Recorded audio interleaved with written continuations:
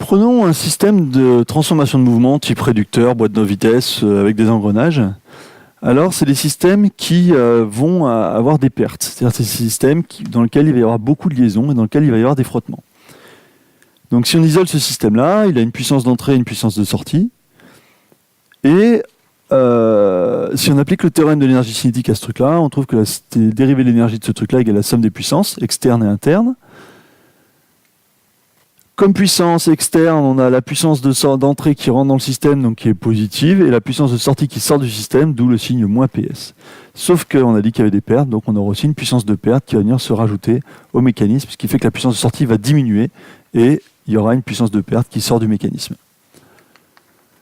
Lorsqu'on a vitesse constante, on peut dire que la dérivée de l'énergie cinétique était nulle, à vitesse constante ou à régime permanent, ou alors si les inerties du système sont négligeables par rapport au reste du mécanisme. Et donc, dans ces cas-là, on va trouver que la puissance de sortie est égale à la puissance d'entrée moins les puissances de perte. Donc, ça veut dire que la puissance en sortie du réducteur va être plus faible que la puissance en entrée de mon mécanisme. On va dire que la puissance de sortie est égale à eta fois PE, où eta, ici, c'est le rendement du mécanisme. Si on a un rendement de 90%, alors on n'aura que 90% de la puissance d'entrée en sortie de notre mécanisme. Si maintenant on écrit les puissances de perte, c'est les puissances d'entrée moins les puissances de sortie. Si j'écris que PS est égal à eta PE, on trouve que les pertes, ça va être sous le format 1 moins eta fois PE. Donc pourquoi ça ? Si on a un rendement de 0,9 par exemple, de 90%, alors on aura des pertes de 1 moins 0,9 qui vaudront 0,1 fois PE.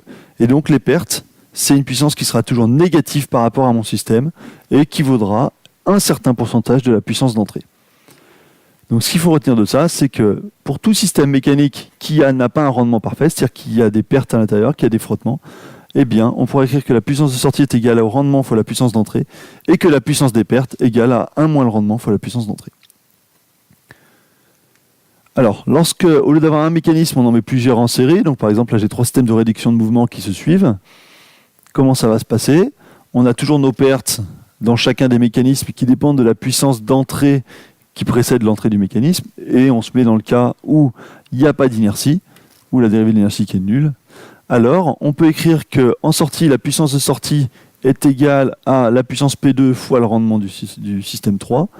Et puis, on peut écrire la même chose en ce point-là entre P2 et P1 avec le rendement état 2.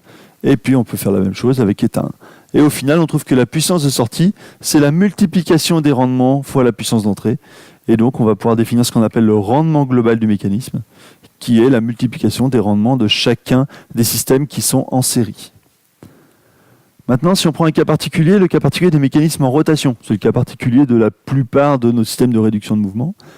Alors, la puissance d'entrée, c'est un couple, puisque c'est un système en rotation. Donc, on va avoir une puissance d'entrée qui vaut C oméga, une puissance de sortie qui vaut CS oméga S aussi, et une puissance de perte, comme d'habitude. Alors, comme il y a un système de réduction de mouvement, on va avoir le rapport de transmission petit k qui va nous relier oméga S, oméga E. Et comme si on écrit l'égalité des puissances, on écrit que PS est égal au rendement fois PE. Si j'écris que PE c'est CE oméga E et que PS c'est CS oméga S, je trouve le résultat du couple qui dit que c'est 1 sur le rapport de transmission fois oméga E multiplié par le rendement. Donc ce qu'il faut comprendre là-dedans, c'est que lorsqu'on a un système de réduction de mouvement, le rapport de transmission, qui est du frottement ou pas, ne change pas rien pour les vitesses. C'est-à-dire que la vitesse de sortie, elle ne va pas ralentir parce qu'on a mis du frottement par rapport à la vitesse d'entrée. Par contre, le couple de sortie, lui, sera plus faible de la valeur du rendement. Si j'ai un rendement de 90%, j'aurai que 90% de mon couple en sortie. Au point de vue de la valeur des rendements, maintenant, qu'est-ce qu'il faut retenir comme valeur spécifique ? Les rendements connus, c'est ceux d'un engrenage. Un engrenage à denture hélicoïdale a un rendement d'à peu près 98%, c'est-à-dire qu'il y a très très peu de pertes, uniquement 2%. C'est pour ça qu'on se permet d'utiliser des engrenages à denture droite ou hélicoïdale dans une boîte de vitesse. Et alors qu'on peut avoir des rendements un petit peu moins bons lorsque les dentures sont un peu moins bien travaillées. Dans le cas d'un système Rouvis, par contre, les rendements sont bien moins bons. On peut avoir des rendements de 30 à 50% en fonction de l'angle de pas de la vis ou alors du matériau choisi.